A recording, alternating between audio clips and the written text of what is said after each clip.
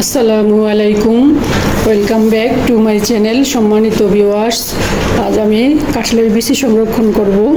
দেখুন আমি কিভাবে কাঁঠালের বিচি সংরক্ষণ করি। বিচিগুলো প্রথমে আমি শিলনোড়া দিয়ে ছেঁচে নিচ্ছি, ছেঁচে তারপরে উফসাটা ফেলে দিচ্ছি। ফেলে দেওয়ার পরে এগুলাকে আমি ব্লেন্ডারে দিয়ে গুঁড়া করছি। গুঁড়া করে তারপরে আমি চুলায় টেলে নিয়ে আসছি, একদম শুকনা করে ফেলছি।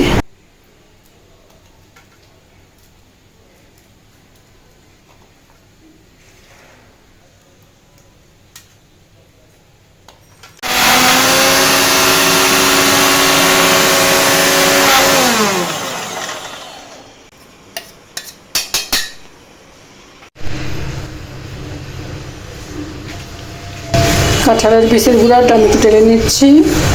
টেলে রেখে দিলে অনেক দিন রেখে খাওয়া যায়।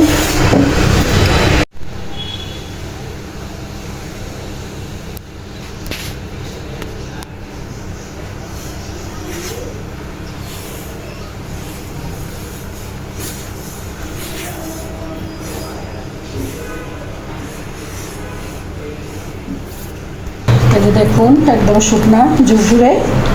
আমি এখন গায়ে জিগলক ব্যাগে সংরক্ষণ করব।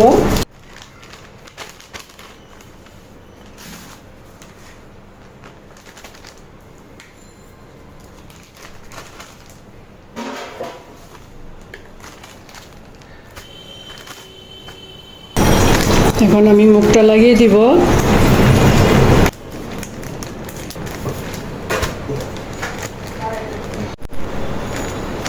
দেখুন এই যে মুখটা লাগিয়ে নিলাম। এটা আমি এখন ডিপে রেখে দিব। ডিপে রাখলে এটা 6 মাসের বেশি ভালো থাকবে, 6 মাসের বেশি রাখা যাবে। যে কোনো সময় বের করে এটা দিয়ে ভর্তা খাওয়া যাবে, হালুয়া বানানো যাবে, কেক বানালে কেকের মধ্যে দেওয়া যাবে।